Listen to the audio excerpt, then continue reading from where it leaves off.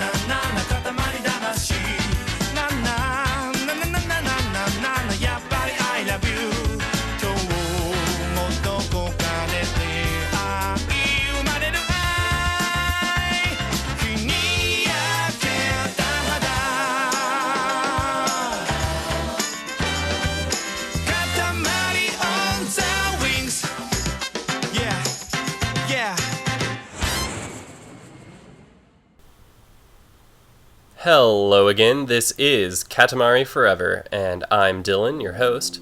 This game is also known as Katamari Tribute, which is fitting because that's exactly what it is. It's a tribute to the Katamari series. It's like a greatest hits of all of the best things of all of the other games, and let's get started.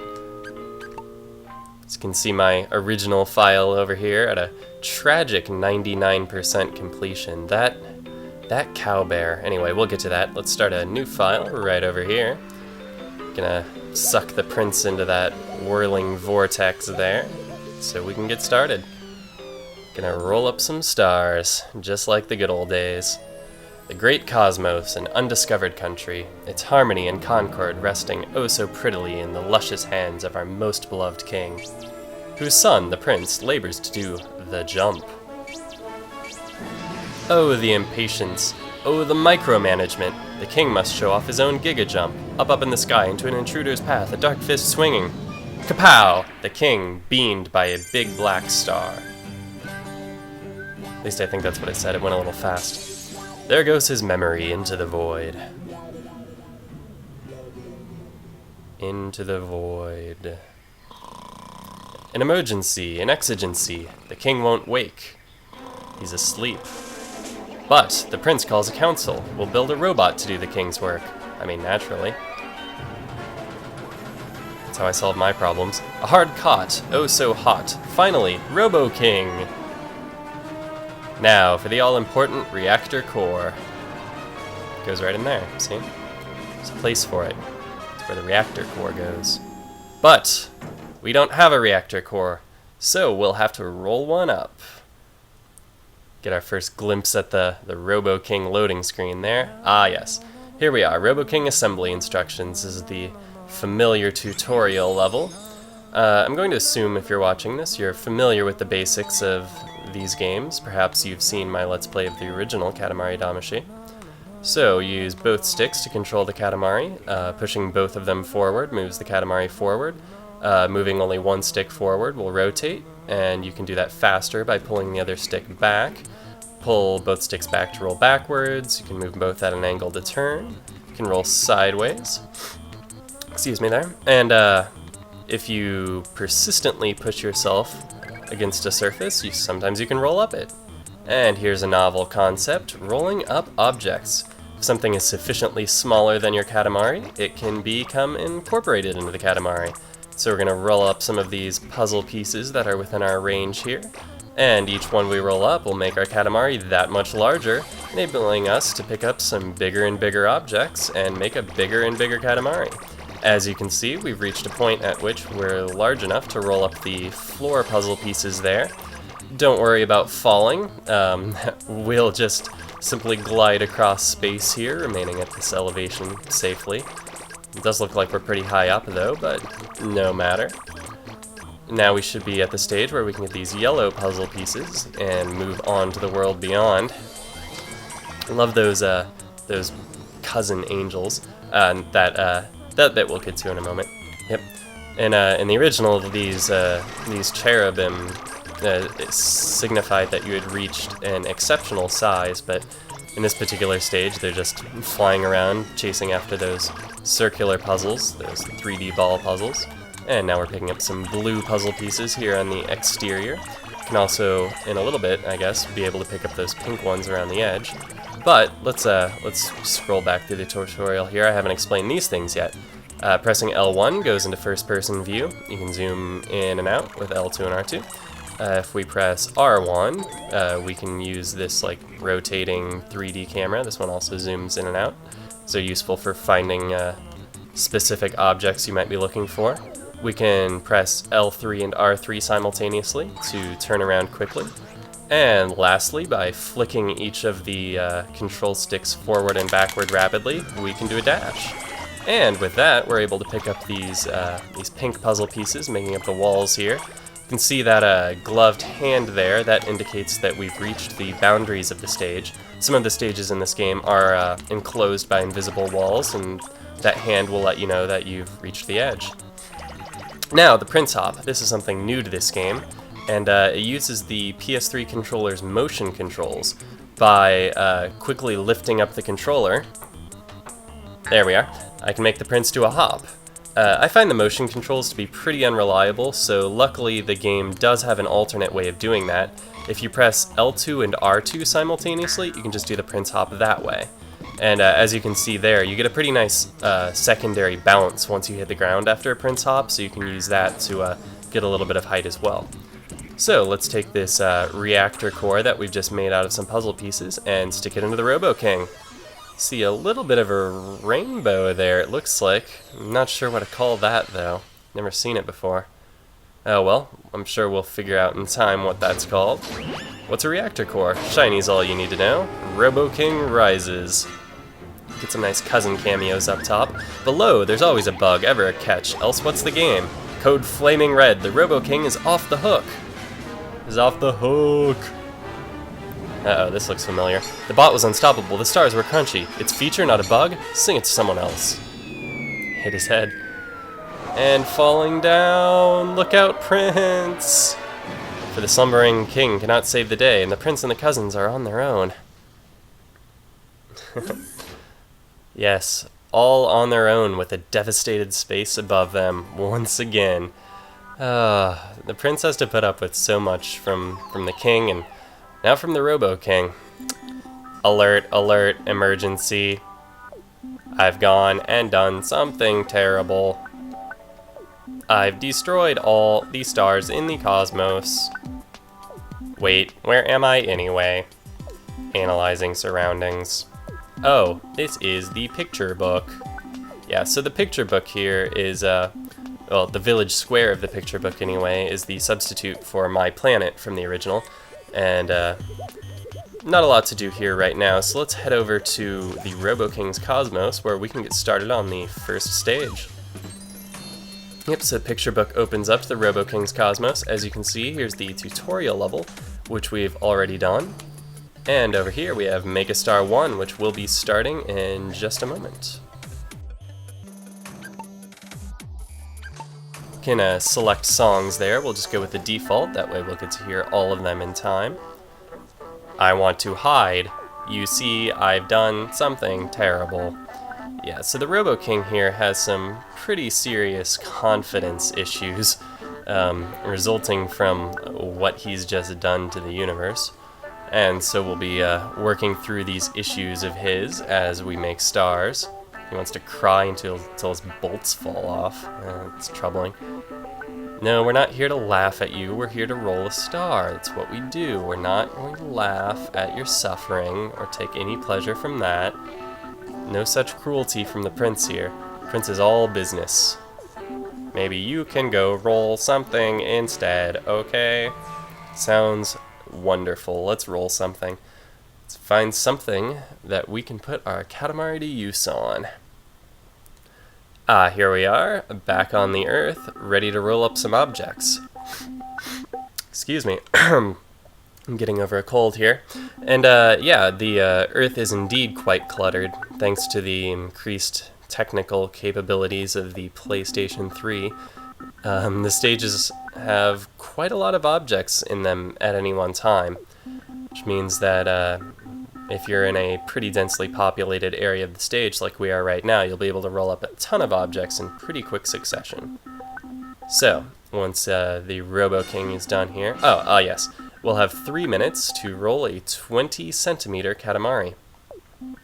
But in addition to that, this game adds secondary objectives to each stage. So, in addition to trying to roll up a Katamari that is 10 centimeters in diameter, we additionally have a theme. And the theme here is playthings. As you can see in the top left, below our size display there, we have a Playtime score, which is currently 0 points, but will increase as we roll up Playtime-related objects. So, let's get started. As you can see, our Playtime score already getting started there as we roll up some of these game-related objects here amidst the food.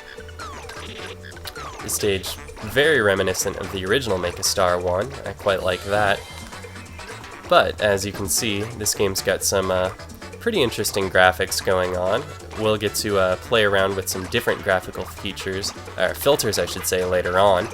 For now we've got this beautiful cel-shaded look going on, which I quite enjoy. Let's keep rolling up as many objects as we can here. You might have seen a cousin back there. Hopefully we'll be able to get back around to him before time runs out. This game gives you the cousins right up front, not necessary that you complete the game first. And additionally, you can begin playing as those characters right away as well.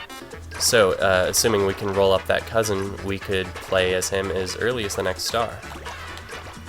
And I'm not certain if there's a royal present on this stage. Actually, I'm fairly certain there is, but I don't recall where it is. So, I may have to be revisiting stages this time around in order to collect all of the presents and cousins. That wasn't necessary when I played Katamari Damacy, but in that game there was only one thing to collect in each stage, but with this game having presents and cousins available from the start, there's a little bit more to concentrate on. Also, this game's a little bit more challenging on the whole. I'll have to be a little bit more focused on completing my objectives. Alright, so this object here is the Robo King's Heart. This is a power-up that's going to actually suck nearby objects that are sufficiently small into our Katamari. It also gives us this great cousin-themed border while it's in effect. So when you have this power-up, you basically just want to move around the stage as much as possible to capitalize on it. So now I'm going to try to find that cousin again. Ah, there he is. Can we get him without rolling up there? Yes, we can, and it's Dangle. How disturbing. Once the Robo King is finished talking about his heart there, he'll probably have something to chip in about Dangle, I'm sure. Just picked up a triangle rice puff. It's an interesting thing there. We appear to be in a candy store, picking up lots of treats, some of which seem to be Playtime oriented. Oh, here we are. What a strange object you just rolled up. There were a lot of text messages there that the Robo King had to get through in this stage. He pretty much talks non-stop as long as you're continuing to play. So that Dangle description was in the queue for a bit. Oh, I see the royal present. Oh god, I see it. Can I get up there? Oh, come on. There's a ramp. Get it, get it, get it. Come on. Yes, yes, yes, yes. Got it! Yeah, royal present with 7 seconds on the clock. Oh, that was fortunate. That may be everything we have to get here, assuming we were additionally able to complete the task in the time to get the comet, and I'm not sure whether we did. And if that's the case, then I'll have no need to revisit this stage later until I complete my collection, should I decide to do that. Well, anyway, the suspense here is killing the poor Robo King's servos, so let's head on back to space. Let's take the Robo Rainbow!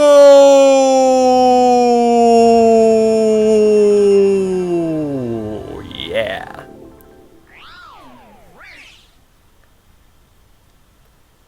So, what's the score, Robo King?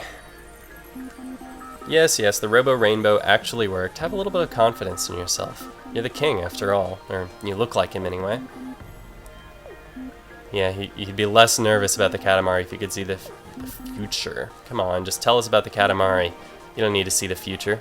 30 centimeters, 8 millimeters, only took us 1 minute, 39 seconds to complete that goal. That's just a little over half of the time we were allotted.